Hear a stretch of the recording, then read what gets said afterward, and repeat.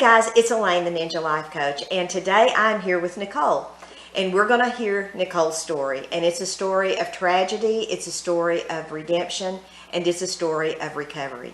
So sit back, grab yourselves a cup of coffee, we'll be right back.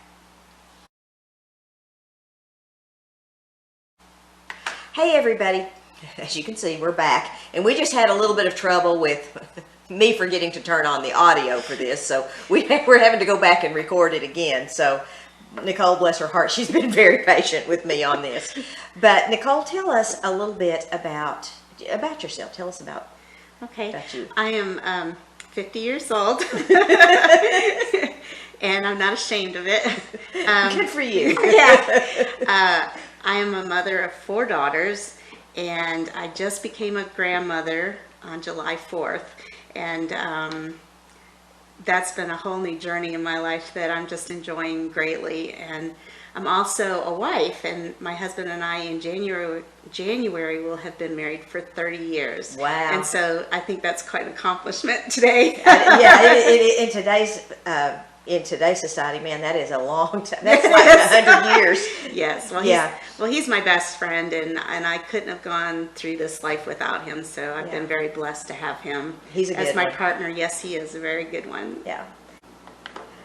Okay, so tell me a little bit about your school. You went back to school recently, didn't you? Yes, I did. I had started back when I was 18, and I had started in social work, and it's been a journey because as most college students do, I switched topics a few times. But when I started there because I wanted to help people. Yeah. And I was always good at listening to other people's problems, and I had some wisdom, that could only come from God. Yeah. And so I wanted to help other people, and so that's why I had started there. But as time went on, I went to a few different colleges, and my topics changed from one college to another. And so for a while I was going for accounting because I love numbers. And it's only been recently that with all of my children grown and my last child is at home, I wanted to find myself and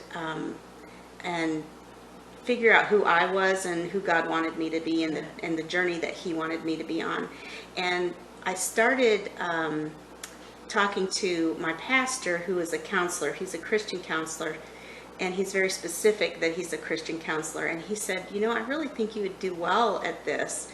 And I thought, well, that's interesting, because isn't that where my journey started? Yeah. Yeah. And so I was like, he's been kind of prodding me in that direction, and he sends people to me a lot to talk about their lives and the things that are happening.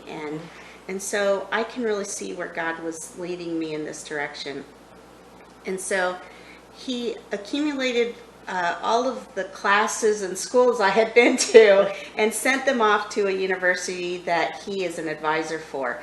And when they got it, they came back and said she's only got 5 classes and she can have a bachelor's in Christian counseling. Wow. So I was elated because I've been going to school for 32 years at this point, off and on, and it had never amounted to anything more than an Associates of Arts degree, which is a wonderful thing, but it was you really can't use it for much of anything, and that's unfortunate. But a bachelor's degree is what gets people's attention. It seems like it. Yeah. So I was excited, and I've already gone through 3 of the classes, and so I have 2 more. And so hopefully by December I will have attained my bachelor's degree. That's exciting. That's so exciting. It is exciting, and so I'm sure that I will just be ecstatic, and I will be screaming it from the rooftop. Well, you'll have to come back on the channel and we'll celebrate. Okay, that sounds good. I would love that. When you were 23 years old, something happened, and you're here today to talk about that. Yeah. So tell us a little bit about that. So when I was 23, I had received a phone call at my in-laws' house, and You were married by this time? Yes, I was married, and my husband and I had been married for just over 2 years. And we were living in a small town in northern Michigan, and my in-laws were about 2 hours from our house. And so we had been there, and I received this phone call from the pastor of my mother-in-law's pastor, which was very odd. And he said, I need you to call me immediately. And so I called him back, and he said, there's been a terrible accident and your parents are deceased. And I was in shock. It was Palm Sunday. Goodness. Yeah, April 12th of 1992. And we were a close-knit family because we had never really lived in one area and moved a lot. And so all there were in our family was my mom, my dad, my sister, and myself. And your dad was in the military, wasn't he? Yes, he was in the military. And when I finished second grade, he retired from the Air Force. And after that, he went to school to get his bachelor's degree. And then after that, he went into seminary. And so he became a pastor. And so in those two professions, you have a tendency to move a lot, and you never stay in one place for very long. So like I said, it was just the four of us, and we didn't have a whole lot of support, from, like a lot of people do, from family that they've always lived around, in communities that they've been in since they were in grade school. We didn't have that. All we had was each other. So all of a sudden, my family went from 4 to 2. And so it was just my sister and I was 23, and what on earth does a 23-year-old know about loss and how to even begin to deal with that? I'd not experienced loss before this of anybody who was close to me. I had experienced a few losses, but nothing on this grand a scale. And so I just went into a state of shock, and I sobbed because I had never even imagined that anything like that could happen. And I was devastated. And so my husband and I flew down to Georgia, where my parents were living at the time. Mm-hmm. And my sister met us there with her boyfriend. How old was she? She's 25. Okay, so she's older, a little yes, older. So she's 2 years older than I am. Mm-hmm. And but with the things that she has dealt with in her life, I've been more the older sister in the situation than she ever has been. And so I was the organizer. I was I was kind of the brains of the operation. Yeah. And so it was all of a sudden left on me to deal with my parents' estate. And I didn't even know where to start. I mean, you have to deal with insurance companies that you've never had to deal with before. Yeah. In a way, you've never had to deal with them. And at 23 years old. And yeah. And you probably barely even knew about anything to do with insurance at 23, other than you had some. Right, exactly. Yeah. My parents had insurance on their cars, and they had a small will, and so they had a little bit set aside for their burial and stuff, but they didn't have much. And it was pretty eye-opening, the cost of having somebody die and having to deal with their estate and what all that takes. And at 23, I mean, you're still learning about how to do life. And 2 years into your marriage, you're still trying to figure out relationships with somebody who you're with all the time. Right. Right. And you were suddenly without the support of your parents. Yes, exactly. And all that. Yeah. And so I was so baffled as to where do I even begin. And so... How old were your parents, if you don't mind me asking? Yeah. My mom was 51 and my dad was 53. Yeah. Yeah. And they were probably, at this point in their life, happier in their marriage than they had been in a really long time. And so for me... Probably because they weren't in ministry, or maybe they... Yeah. They didn't have children at home. Yeah. That is crazy. And so in a lot of ways it was appropriate for them to both be gone. But for a long time I was like, you couldn't just leave one of them here. I mean, could you not have left my mom for me? But so there was some times that I was very angry with God. And I always remember what my mom had told me. She's like, don't try and hide your feelings from God, because he already knows. Yeah. He already knows you're mad at him, so just tell him. Yeah. Because he's a friend. And friends respect honesty. yes. And so, I was honest with God, and I'm like, I grew up in the church, and I grew up with God and as a part of my life. And how do you even begin to figure out, how do I continue having a relationship with God when he didn't stop this from happening? And so that was a struggle in my faith, in my Christian walk. And it took me a long time to be able to go back and actually sit through an entire church service. I would go and I would just, everything reminded me of my dad and my mom, and so I would cry, and my husband and I would get up and walk out, and then we'd go and we'd stay a little bit longer next time, and then I'd cry, and then we'd leave, but we kept trying, and we kept going back, and eventually I was able to sit through an entire church service again, and that was very healing, but it was very challenging, because I did have a lot of questions, and I didn't understand, and to this day, I'm sure, we all have a lot of questions that we think, when I get up to heaven, I'm going to have a conversation with God, and we're going to talk about this. Yes. And I honestly think that there are some things that we're just not meant to understand. Right. Mm-hmm. I know after my husband died, every time I was going to God with something, it was just like, why? Yes. And one day it was almost like, I don't need you to ask that anymore. Mm-hmm. That's Right. not for you to know right now. Right. And that's okay. Mm-hmm. And it's almost like you have a decision to make. Okay, I don't know why. I may never know why, but what am I going to do with that? Am I going to let that propel me towards God, or am I going to let that stop me from growing any closer to God, or am I Right. going to turn around and run from God? Right.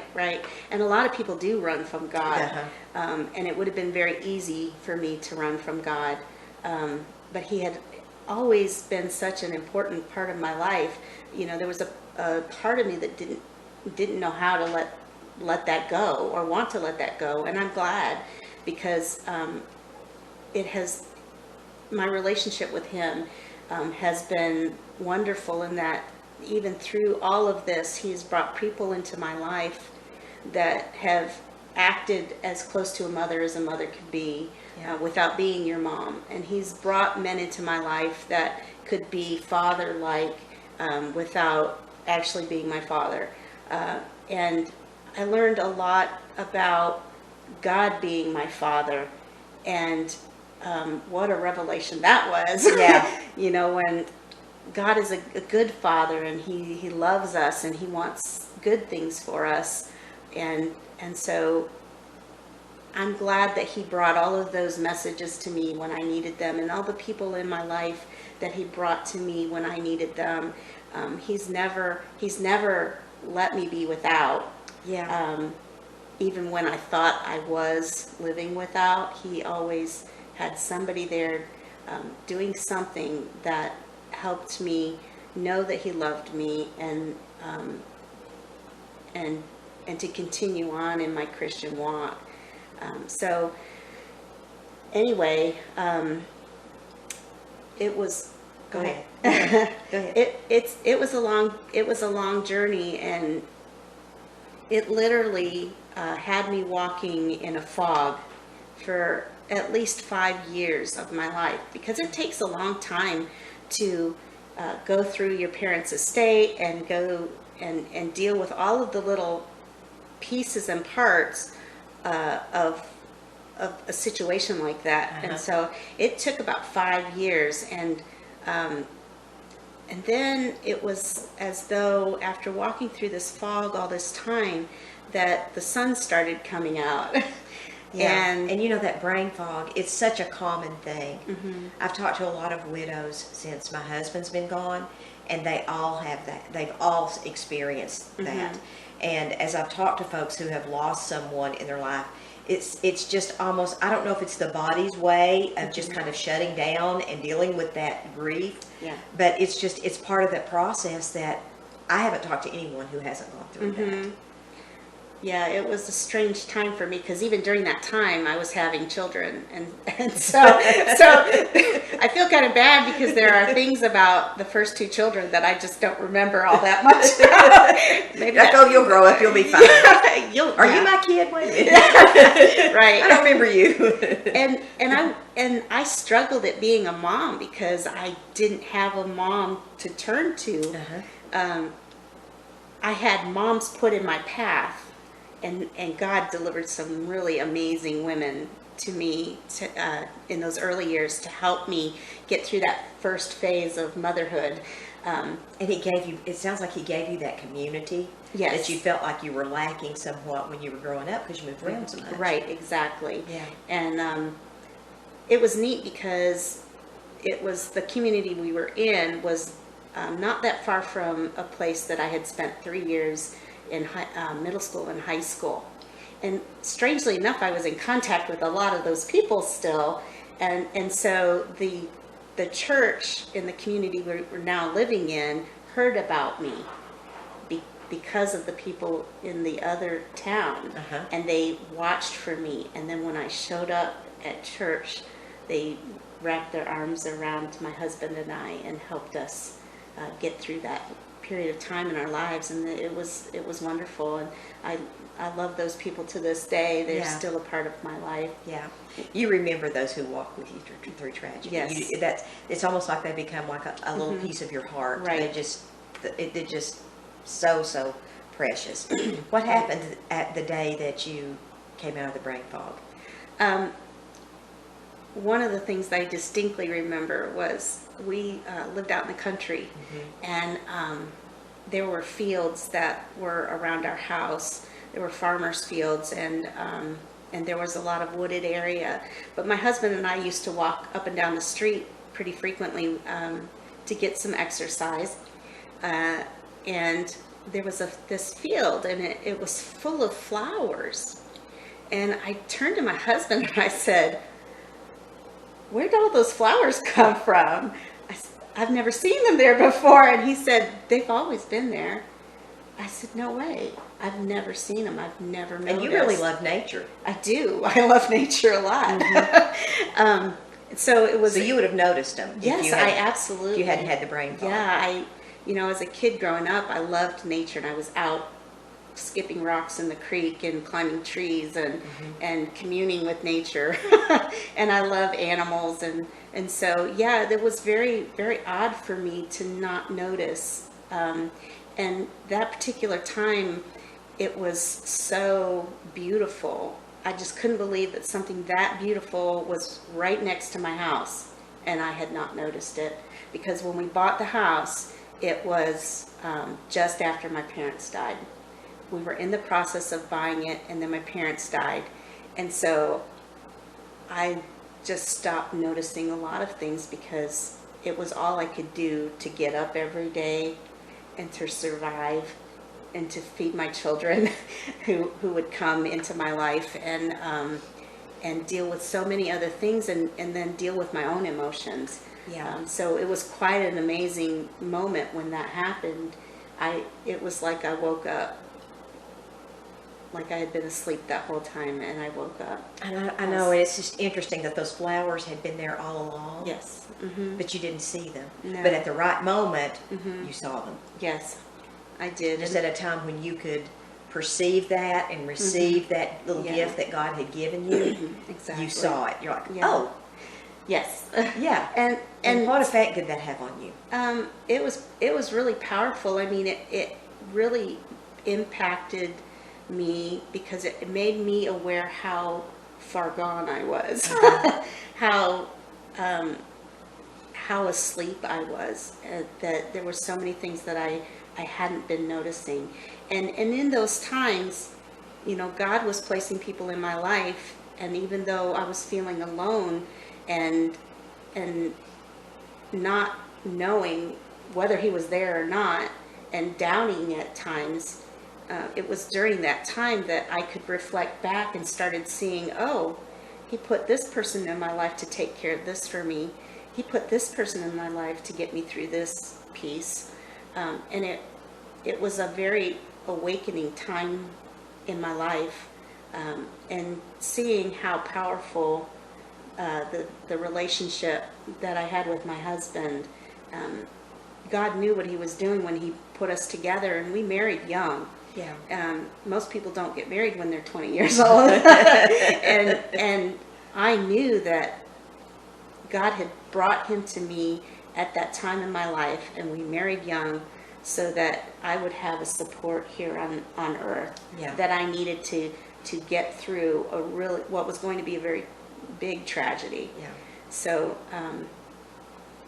thank goodness he did. Yes. Because we've seen a lot of things since that time. Yeah. And he's been right by my side the whole time. Well, and you can look back, like you said, you can look back on that and see those times when God would bring someone in your life, even though you were, experiencing that brain fog, you recognize it now that you're out of that. Exactly. And when you, going forward from that, when you came out of the brain fog and you were able to kind of see a little more clearly, I'm sure, and just correct me if I'm wrong with this, Nichole, but this is what I'm hearing that you say, that, from that point forward, when God would send people in your life or move on your behalf or do so, or because God's always operating in our lives in one way or the other. Sometimes we just don't see it. Right. But what I'm talking about is when there was a time in your life when you really needed God, you probably could see more clearly that he was moving and operating in your life. And it really is like that. Because of what happened before. Right.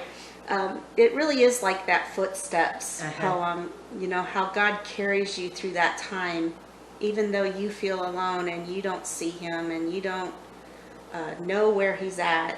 It really is that way, that he's been carrying you this whole time and you just didn't realize it. Right.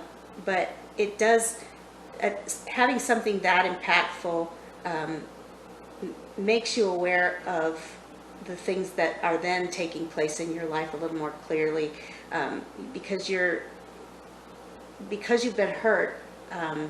You're a little more sensitive. Yeah. In a good way. Yeah. Sometimes not in a good way, but most of the time in a good way. Yeah. And so you see things more clearly. You understand other people better. When they're hurting, you understand that hurt. Yeah. When they're suffering, you understand that suffering. And it may not be identical to what you went through, but you know how powerful that can be to a person.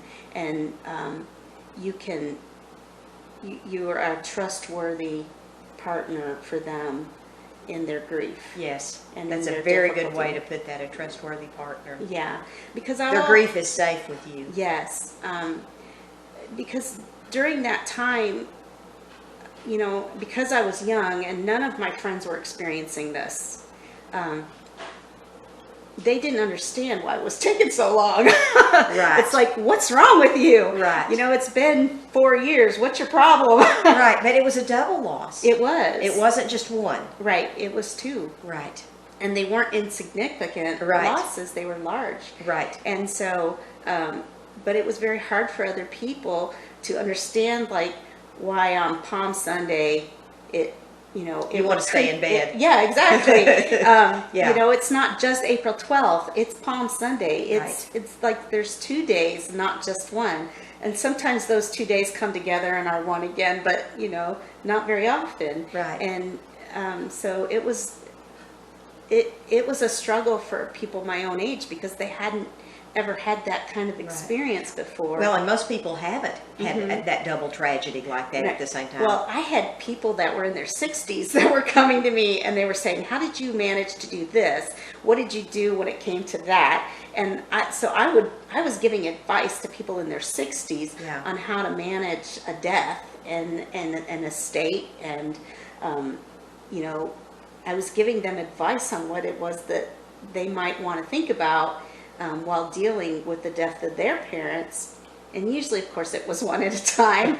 But Yeah. it was so weird to be talking to people who were so much older than me and sharing with them what I would have done differently and the way I see different issues and, Yeah. and how to approach them. Oh goodness, yes. Yeah, so Yes. so it was very weird. It's educational, isn't it? Yeah, it is. It is. Well, Nichole, I think we're going to have to say goodbye for the Okay. day, but Nichole is going to come back. We're going to have Nichole back. She's got other things that we're going to talk about here on the channel, and I'm very excited to have her here today. You guys, when you get an opportunity, visit my website, and it's Ninja Life Coaching. Check out my book on Amazon. It's called Lord, Am I Going Crazy? It's a 30-day devotional guide for women over 40. I also have a storefront on Amazon. You can check that out when you're over there prowling around. Have a great day, guys. It's been great visiting with you. God bless. Maranatha.